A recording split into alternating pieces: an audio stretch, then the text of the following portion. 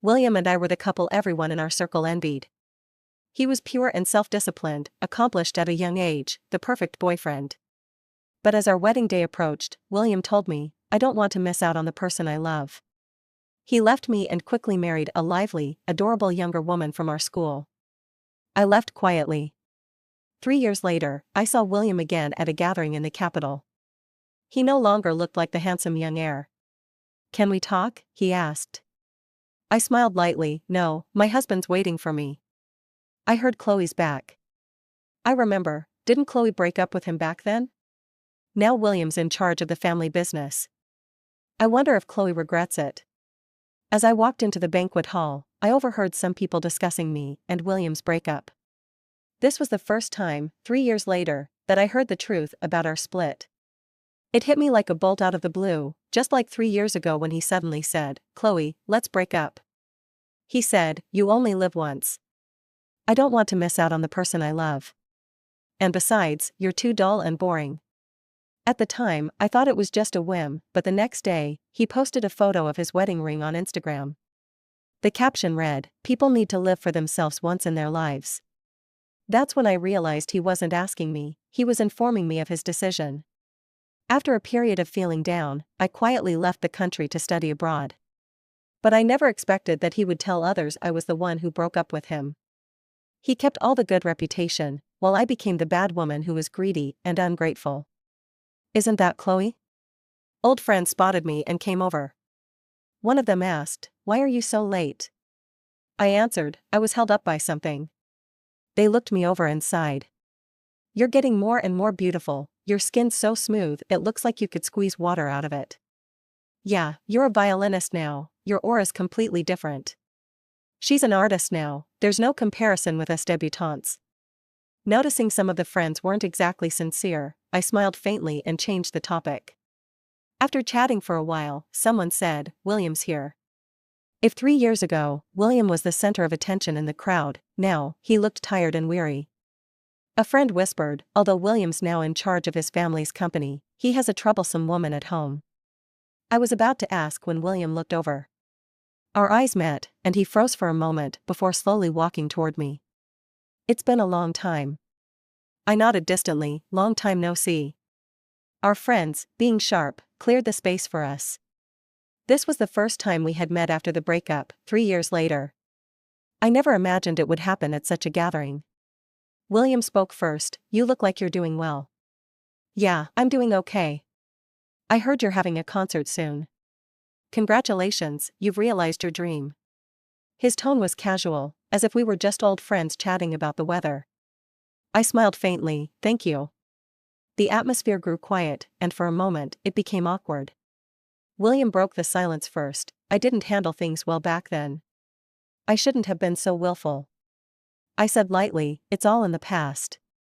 William seemed like he wanted to say more when a figure rushed toward him, throwing herself into his arms from behind. Surprise! William pressed his lips together tightly and pulled her away from behind him.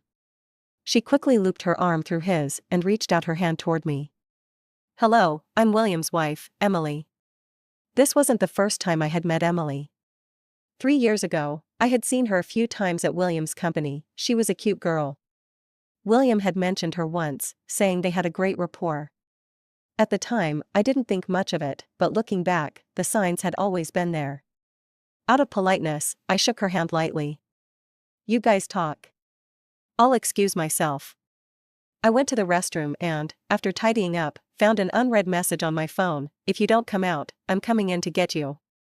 I replied, "Can I have another 10 minutes? A quick reply came, "Sure, but you owe me tonight." After leaving the restroom, I passed by a lounge. The door was slightly ajar, and without thinking, I glanced inside, only to see William scolding Emily with a grim face. "This is not the place for you to make a scene. Go home now, I have things to take care of." Emily was crying, looking pitiful. "What's so important? You just heard Chloe's back and now you want to rekindle your old flame with her? I followed you right after I graduated, and you're treating me like this?" William looked exhausted. "I told you, there's nothing between me and her. Why don't you believe me?" Emily wouldn't let it go. "You've known her for nearly 20 years. How can I believe you? Yeah.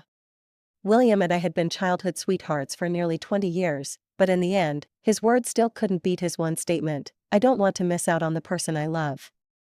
Emily knew exactly how he had fallen out of love with me, so how could she trust him to be with me? But none of that mattered anymore. Back in the banquet hall, my friends pulled me into conversation. In the middle of it, William came in, bringing Emily with him. In the end, he couldn't bear to send away the one he loved. They sat down across from me. The conversation between the friends became awkward, and they began talking in half-hearted fragments.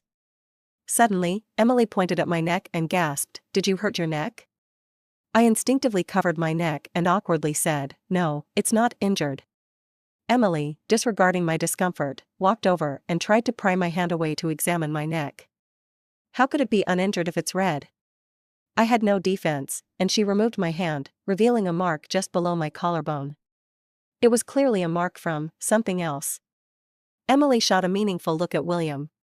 I quickly fixed my collar, my expression displeased. The adults in the room all shot her disapproving glances, but Emily seemed completely unaware of her rudeness. She tentatively asked, "You've been single for so many years after breaking up with William, have you gotten a boyfriend?" Before I could respond, William lowly scolded, "If you keep being so rude, I'll have someone send you home." Emily, looking aggrieved, said, "I'm just trying to show concern for your friend, no malice intended." William's face turned pale with anger. "Shut up." He seemed like he wanted to apologize, but I stood up first. "I've got something to do. I'll be leaving now." I had just walked up to my car when someone pulled me into an embrace.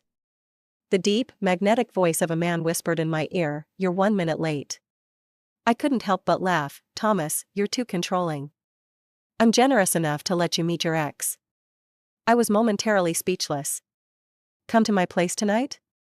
I nodded. Just as we were walking, Thomas suddenly stopped, grabbed my chin, and kissed me. After the kiss, I glared at him. Thomas, seemingly in a good mood, asked, "What?" He hugged me into the car, and just before closing the door, glanced toward the banquet hall with a small smirk. I looked in the direction he was gazing at but saw nothing. "What are you looking at?" "Nothing, this place is nice." I didn't suspect anything. "It is nice here." The next day, my friend Frida called. After catching up, she suddenly shifted the topic. "I heard William and Emily had a huge argument last night. William even mentioned divorce. Even though it was said that you broke up with him, William got his marriage certificate the day after. He's not exactly a good guy." I said, "It wasn't me who broke up with him back then." "What?" I told her what William had said, and after hearing it, Frida ground her teeth in anger. "That scumbag has been slandering you all these years. I can't stand it. I'll go clear your name right now." "It's fine, it's all in the past." Perhaps it was because I had talked with Frida for too long that I suddenly remembered the night William had broken up with me. I had made a table full of dishes he loved. He didn't come home until 11 p.m. When he walked in, he didn't even glance at the dinner table and headed straight for the study. I called out to him, "How about eating first, then you can get back to your work?" He replied, "I've already eaten." But that day was our anniversary. He had promised in the morning that he would come home to have dinner with me. Before I could say anything else, William got a phone call and was about to leave. I stopped him. "Today is our anniversary." He stared at me for a long time, so long that I thought he might feel guilty. But then he suddenly spoke. "Chloe, maybe it's better if we just end it." I stood there, stunned, and after a long pause, I asked him why. He said, "You're too boring and rigid. We've known each other since childhood, we're too familiar with each other. You only know how to read and play the violin. You don't have any other hobbies. You're just too dull. I don't want to spend my life with a wooden person." That night, he left and never came back. I sat alone for the rest of the night, still hoping that maybe he was just in a bad mood when he said all those things. But I was wrong. After the breakup, I fell into a deep depression for a long time. My parents, worried that I might spiral, decided to send me abroad to continue my studies and take my mind off things. Even after leaving, I didn't immediately get over the relationship. I often went to bars to drown my sorrows. That was when Thomas appeared. He found me completely drunk and took me back to his place, staying up all night to take care of me. The next morning, when I woke up, I thought I had slept with him and felt terribly ashamed. But he calmly said, "I'm not the kind of guy who takes advantage of someone when they're vulnerable." When he found out that my school was near his office, Thomas would often pick me up and take me out for meals. One thing led to another, and we became friends. It wasn't until 6 months ago, when I passed my violin exam, that things changed. I invited him to dinner and, on the way back to my school, he suddenly asked seriously, "I've been chasing you for so long, don't you think it's time to give me an answer?" Looking at this man, so capable and charming in every way, I foolishly agreed without thinking. The day William asked to meet, I was trying on a wedding dress for a friend. I gave him the address of the bridal shop. By the time he arrived, I had already changed into my regular clothes. He suggested we sit across the street for a while. I replied, "Let's sit here." If Thomas knew I was meeting William alone, it would cause trouble. As I sat down on the sofa, I felt a sudden sharp pain in my thigh, like an electric shock. Thomas had bitten me quite hard, and the aftermath was intense. I grabbed a soft pillow to cushion myself and asked him, "Do you need to meet just to tell me something?" William pulled out a jewelry box and said, "This belongs to you. It's time to return it to its rightful owner." I opened it, and inside was the engagement ring he had given me years ago. I looked at him coldly and asked, "What does this mean?" "This is your ring, I have no right to keep it. Anyone who breaks up would not keep the engagement ring. William was just here to rub salt in the wound." I was furious, so I grabbed a glass from the table and took a sip of water. I don't know if I drank too quickly or what, but I choked and started coughing violently. William reached out to help, but a large hand beat him to it, gently patting my back. "Don't worry about it. My girlfriend just choked." William furrowed his brows. "She hasn't eaten anything, how could she choke?" "She had breakfast, a fishbone. It got stuck for 20 minutes, but she got it out." William looked confused at first, then his handsome face tightened, his clenched fist bulging with veins, his eyes flickering with barely contained rage. The two men stared at each other, neither one backing down. I don't know how long it took, but I finally calmed down and said to William, "You can keep it if you want, or throw it away, whatever." After leaving the bridal shop, I grabbed Thomas's hand. "Don't be mad, I didn't know he would bring that over." Thomas clenched his jaw. "You met him in private? But this is your turf, Thomas. I'm over him. We're in the past now, and it'll never happen again." Though Thomas still looked serious, the slight curve at the corner of his mouth betrayed him. I linked my arm with his. "I saved you a good seat for tomorrow's performance. Now that's more like it." On the day of the performance, William showed up. From across the crowd, I saw him being led to the seat I had reserved for Thomas. Maybe it was just my imagination, but I could have sworn I saw William give Thomas a provocative smile. Thomas didn't acknowledge him and kept his gaze fixed on the backstage. I called my assistant over and gave a few instructions. After she left, someone walked over to Thomas, whispered something to him, and then led him upstairs to the best private box. When I looked back at William, his smug face had turned dark. But I didn't care. After the performance, I went backstage to wait for Thomas. To my surprise, it wasn't Thomas who came, but William. He held a bouquet of flowers. "Chloe, you look really beautiful today." I didn't take them. "Thank you, but I won't be accepting the flowers, to avoid any unnecessary misunderstandings." "Is it because you're afraid he'll misunderstand?" "Yes." "You've changed," he said. "You're not like this before." "No, I've always been like this." After we got together, I kept a distance from all other men, never letting him misunderstand. It seemed like something clicked in his mind, and his thin lips tightened. "So, now you want to keep your distance from me?" "Yes." There was a flash of pain in his eyes, but it quickly disappeared. "I came to tell you that in a couple of days, there's a college reunion. Everyone hopes you can come." I nodded. "I'll be there." I had good relationships with my college friends, and I didn't want to miss the chance to meet them just because of William. After sending William off, Thomas immediately walked in. His face was expressionless, so I couldn't tell if he was angry or not. I told him about William's visit. Thomas remained emotionless. You're going? Yes, it's been a long time since I've seen them. He nodded indifferently, but the smug look he tried to hide only made me laugh. I took his hand. I want you to come with me. This trip back was to prepare for the engagement and wedding, and it was the perfect time to introduce Thomas to my friends. That way, any rumors about me would be shut down. The day of the reunion, Thomas had cleared his schedule to be with me. Just as we were about to leave, I received a call from Frida. Chloe, I just got the notice. We can't bring partners today. I asked around, and they said William is the one organizing it, and he's the one who made the no partner rule. That's just outrageous. Who doesn't bring a partner every year? Maybe he doesn't want his wife there, so he's pulling this stunt. Frida and the others thought William was doing this to keep his wife from attending. But we both knew he was targeting Thomas. I looked at Thomas. Thomas curled his lips, and a cold, dark light flickered in his eyes. I'll see what kind of trouble he can stir up. Thomas made a few phone calls, then we headed out together. When we reached the door of the private room, Thomas asked me to go in first, and said he would follow shortly. Just as I was about to knock, I overheard someone mention my name inside. I've heard, Chloe found herself a 60-year-old man abroad. What good does it do her now? She got that life by using her body. With that model figure of hers, what man wouldn't be confused? If I had a body like hers, I'd go for a rich guy too. William, I heard you've met her man? William's voice was cold and emotionless. I haven't met him.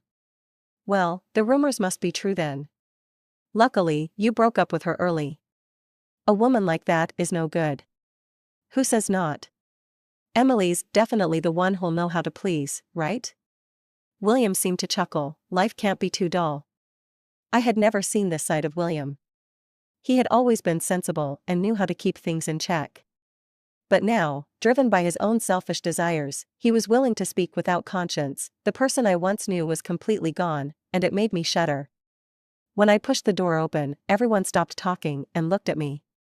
I walked straight up to William and slapped him across the face. The lively room suddenly fell into an eerie silence. William, with a composed face, stared at me without saying a word. One of his friends spoke first. Are you crazy? I looked at William and said, when you broke up with me and badmouthed me outside, I didn't hold it against you because I didn't know the truth. But now that you know everything, you still join them in throwing dirt on my name. William, you really make me look down on you. Several of his good friends couldn't stay quiet. What are you talking about? He's just telling the truth. Why are you getting so worked up? I held my temper and said, I want to ask, which part of what he said was the truth? Was it when he dumped me the night before and married someone else the next day? Or was it when he brought his old ring to taunt me and my fiancé a few days ago? Everyone exchanged glances. Maybe William's fake persona had been so successful over the years that some people were still defending him. I know you can't let go of William, but didn't you cheat first? Exactly, you're regretting it, but don't destroy other people's families. No matter what they said, I didn't flinch, keeping my gaze fixed on William. The atmosphere in the room grew increasingly strange. Someone tugged at my sleeve, signaling me to let it go.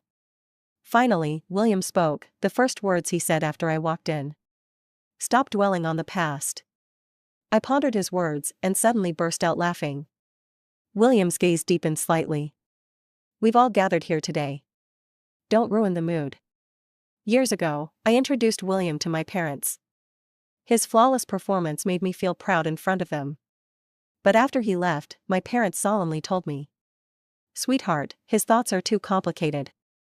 If you two don't get married, he knows exactly how to stab you in the back. At that time, I was completely absorbed in William, ignoring their warnings.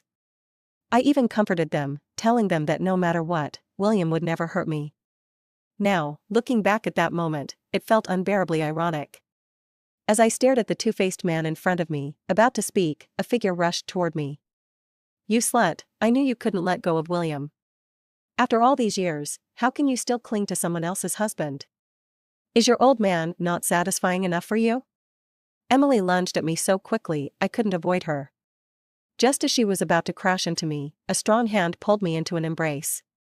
Emily stopped in front of me, giving the man behind me a sharp look. Who's this man of Chloe's? She's not married, so of course, she can find a man anywhere. The man she was talking about was now anxiously checking if I was hurt. I held his hand, turning to look at Emily. Emily, I said, my tone sharp, if you're going to make a scene, at least know the occasion. This is a class reunion, please don't cause trouble. Emily's face changed slightly as she looked at William. When she saw he wasn't going to ask her to leave, she immediately smiled again. But this is my husband's gathering, what should we do? If you don't like it, you can leave. Frida's voice rang out just in time. Yeah, this is William's gathering. We all agreed not to bring anyone halfway, so why is it okay for you? Are you showing off your love in front of us? Frida's words made several of Emily's old classmates who didn't like her chime in. Seeing the situation turning against William, Emily hurriedly explained, I didn't mean that. She tried to explain, but stuttered in her panic. Finally, she looked toward William for help. But William's expression was now as dark as could be.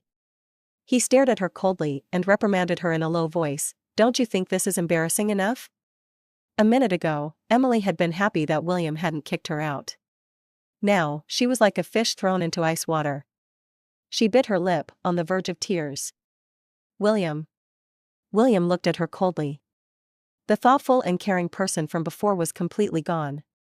Emily bit her lip, her voice trembling with tears, I'll just sit here quietly, not doing anything. Please don't make me leave. Frida was the first to object. Since no one else brought their partner, no one should get special treatment. Am I right? And Miss Emily, this rule was specifically set by your dear husband for you.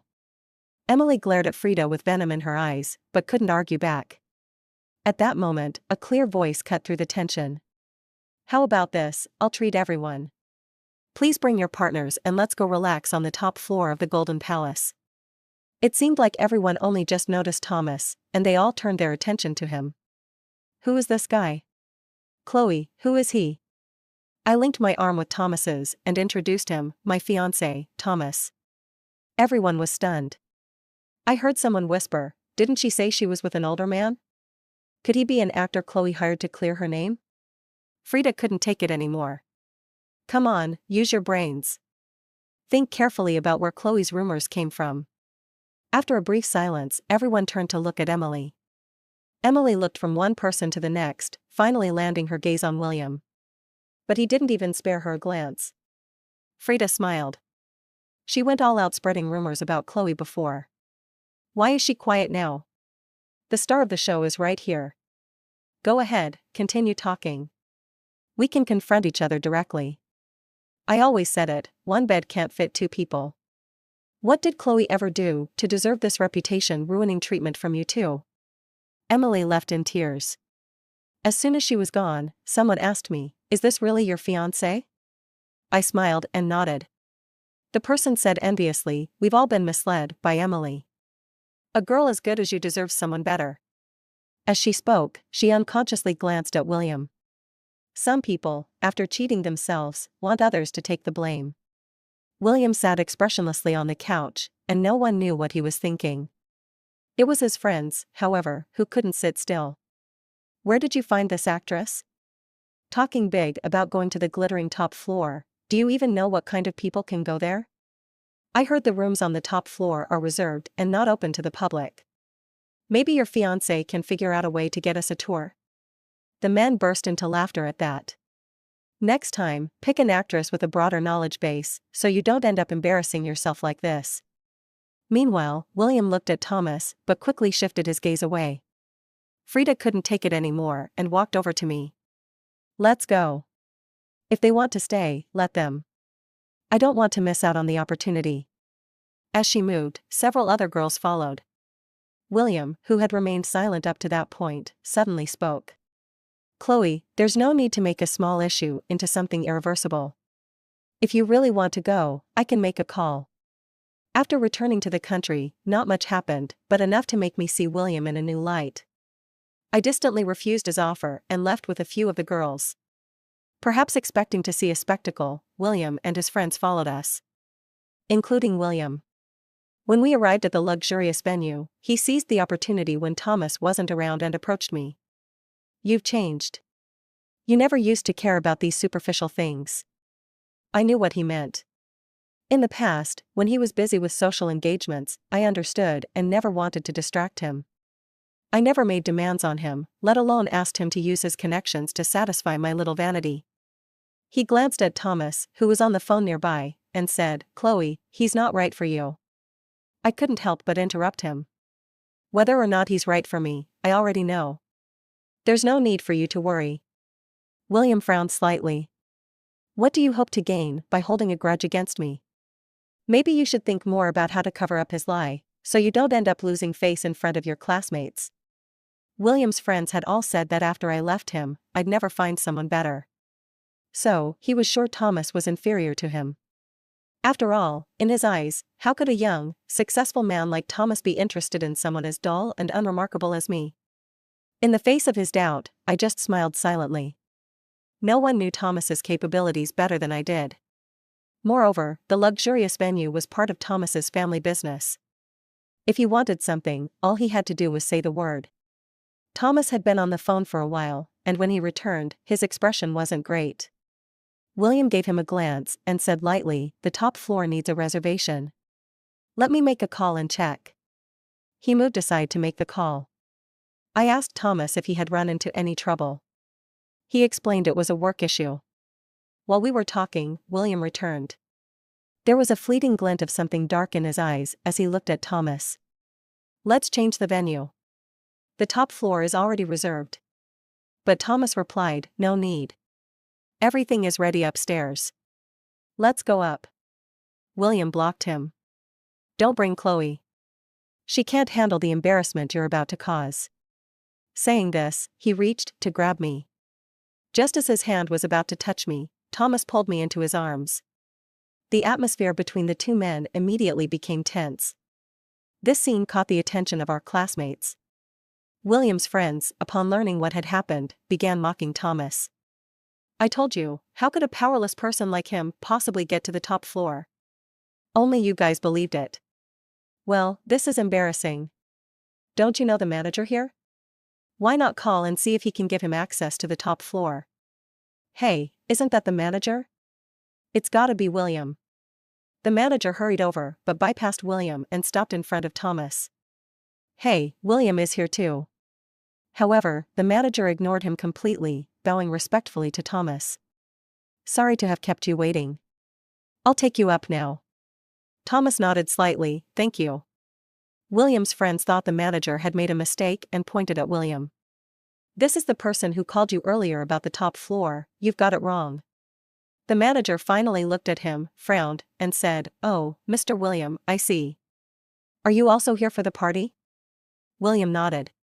His friend added, "He called you earlier about the top floor." The manager replied, "Oh, the top floor has already been reserved by the young master. If you want it, you'll have to wait until tomorrow." With that, the manager turned back to Thomas. "Everything is ready, let me take you up." Young master? Could it be? The way everyone looked at Thomas changed multiple times. And then, all of them fell silent at once. Clearly, neither William nor his friends had realized that Thomas was a member of the most powerful family in the city. After all, he had been abroad for years, and very few people knew who he was. That night, William and his friends awkwardly stayed until the end of the party. Meanwhile, Frida and the others had a blast, joking about them all night. Thanks to them, William's actions spread quickly, and his reputation within the circle took a nosedive. Of course, that's another story. After the reunion, Thomas took over his family's business. Though he was incredibly busy, he still found time to send me messages and prepare little surprises. If I hadn't gone to his office that day without letting him know, I might have never known he had fought with William. When I arrived, he tried to hide. But there was nowhere to hide, so he finally told me the truth. William had asked to meet him, and they started fighting without saying a word. I silently applied ointment to his wounds. "Are you angry?" Thomas asked. "Of course not," I replied, but I unintentionally pressed harder. Thomas sucked in a breath. He pulled me into his arms and explained, "This is how men solve problems. He won't bother you again." "Thomas," I called, "for me, he's already a thing of the past. Don't waste any more time on him." He smiled. What should I do then? He's still thinking about you. I laughed in exasperation. He's him, and you can't control his mind, can you? Thomas smiled with his eyes. Not angry anymore? He's not that great. I made sure to hit where it wouldn't be seen. I poked at the bruise on his cheek. So you made sure he hit somewhere visible? Thomas didn't deny it. That way, you'll feel bad for me. He said softly, I have a business trip tomorrow. Will you come with me? I shook my head. Thomas thought I was angry and tried everything to cheer me up. I sighed and finally agreed. What I didn't expect was that during the business trip, I would run into William. And even more unexpectedly, Emily was there too. The hotel had a hot spring, and I heard Emily's voice while I was soaking in it. She was talking to a friend. That bitch Chloe just won't leave me alone. She thinks that by finding some good-looking guy, she can break me and William up. She should remember how I got William in the first place. She probably doesn't know that all the money she couldn't bear to spend ended up in my pocket. William says she's boring and dull, but that's not true, she's just stupid. Her friend said, you really know how to handle William. Emily replied, don't remind me. Now that she's back, I have to be extra careful, or I'll lose my position. If she hadn't come back suddenly, I wouldn't have had to work so hard to tie William down and follow him here. In these critical moments, a woman has to cry, throw a tantrum, and even threaten to kill herself. That was when I realized just how worthless I must seem in William's eyes. The things he said to me were never entirely true. But if he looked down on me so much, why did he keep coming back to find me after I returned to the country?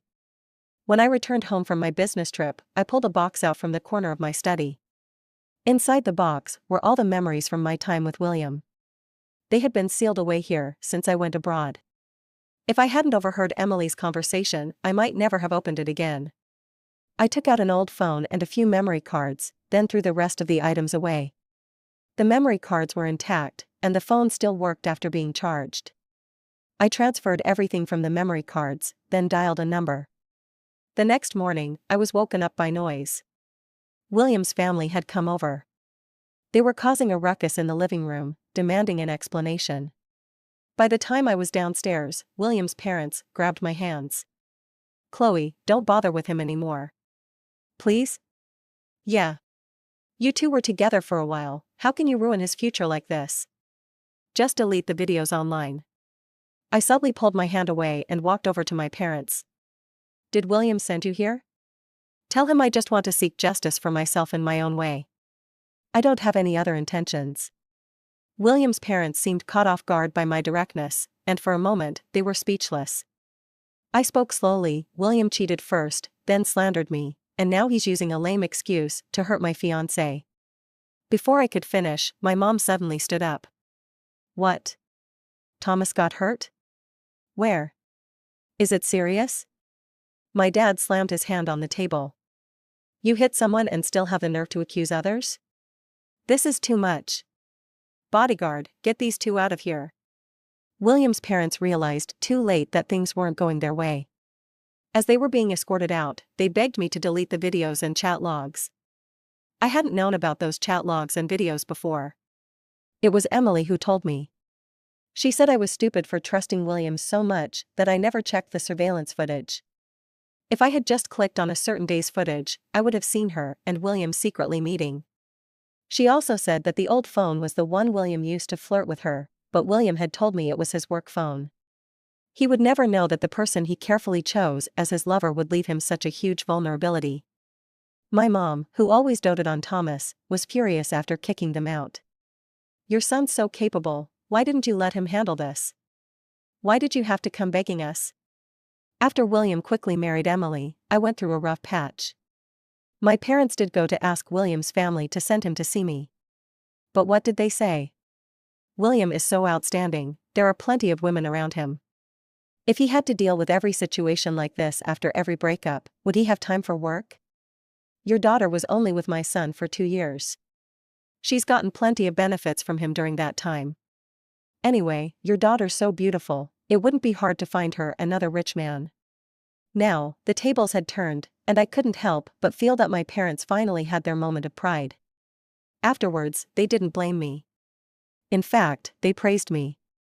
You did the right thing. We support you. If we had known you were holding on to those things, we wouldn't have waited until now for him to get his comeuppance. By the way, is William bothering you again? I shook my head. But 2 days later, William came knocking. The leaks I provided to the reporter occupied all the top headlines. For several days, the heat didn't die down. Frida told me that William had been working overtime to manage the scandal, and had even lost a few big projects. And Thomas told me he had signed several major contracts recently. When Frida mentioned William's situation, she couldn't help but sigh. Who would have thought William was like this? Luckily, you cut your losses in time, or you'd be the one getting dragged down. Emily caused a big scene a while ago, and now that William's in trouble, she's the first one to keep quiet. I quietly listened, and my mind wandered back to those exposed videos. Before William broke up with me, he brought Emily back to our home. They passionately kissed on the sofa I had carefully picked out, living like a couple in my house while I wasn't there. When he stayed up all night working in the study, he was actually on the phone with her all night long. And I never suspected him. That night, I was busy in the studio until late. When I came downstairs, I saw William leaning against his car by the roadside, cigarette butts scattered at his feet. When he saw me, he walked toward me. As he got closer, I realized Frida had only been partially accurate in her description of him. William now looked completely disheveled. His usually neat suit had wrinkles, his hair was messy. The dark circles under his eyes were heavy, clearly showing he hadn't had proper rest for a long time. "Can we talk?" he said. "No, my fiancé's waiting for me." William pinched the bridge of his nose. "You're the one who leaked those videos and chat logs, right? Do you really have to be so heartless?" I distanced myself from him coldly. "There's no such thing as heartless. I just want to seek justice for myself." William's face darkened. "Do you know those things you released could destroy me?" I met his gaze calmly. "I know. I thought you were different from other women, but I never expected you to be even more vicious. I was wrong to you in the past, but didn't you have any problems?" Years had passed, and the first time we talked about breaking up was in this situation. He still seemed to believe he had done nothing wrong. The problem was with me. I'm boring. I shouldn't have exposed the evidence of his infidelity and ruined his future. But where did I go wrong? I'm a man, and you were indifferent, making me feel useless and invisible. Do you understand? "I don't," I said. "If you don't like me anymore, you could have just told me. Instead, you chose to hurt me." "I didn't mean to, I interrupted him. "You just wanted to seek excitement. You married her the day after we broke up and told everyone I cheated, right? William, we're both adults now. Let's stop pretending. After this, we owe each other nothing." Footsteps approached from not far away. It was Emily. She wanted to get closer, but seeing William there, she hesitated. William noticed her too, his brow furrowing even more tightly. "What are you still following me for?" Emily paused, her voice cracking as she replied, "I'm sorry, I really didn't mean to." She suddenly turned to face me. "It's you, right? You heard me that day, didn't you? How can you be so cruel? Do you have to ruin William's life before you're satisfied?" Seeing the crazy, twisted look on her face, I didn't hesitate to turn away. On the side of the road, Thomas rounded the back of the car and pulled me inside. With a hint of jealousy in his voice, he said, "If I hadn't come back today, would you have spent the whole night talking to him?" I nodded, maybe, but not necessarily. Thomas's face darkened. That night, he didn't let me return home. The whole night, he had me try positions that were far beyond my limits, and I couldn't keep up. Once the wedding date was set, Thomas and I became busier and busier. Both of our parents were very happy with the engagement. On the day of the wedding, Frida came to the makeup room to find me. I just saw William. I almost didn't recognize him. I'd heard a few things about William from Thomas, but he didn't allow me to ask too many questions. All I knew was that things weren't going well for him. His company was on the brink of bankruptcy. You know Emily, right? William is suing her for divorce. Her family refuses to let go of William. They're holding something over him and threatening to keep him from divorcing her. But everyone knew the truth. whether or not they divorced, William would never return to his former glory. With someone as unstable as Emily, who knew what kind of chaos she'd stir up next? But none of this mattered to me anymore. I took my father's arm and slowly walked towards the man standing in the center of the stage. His gaze was as solid as the strongest vow, and his eyes were locked on me. It was as if he was telling me that some things between people are simply different. The end.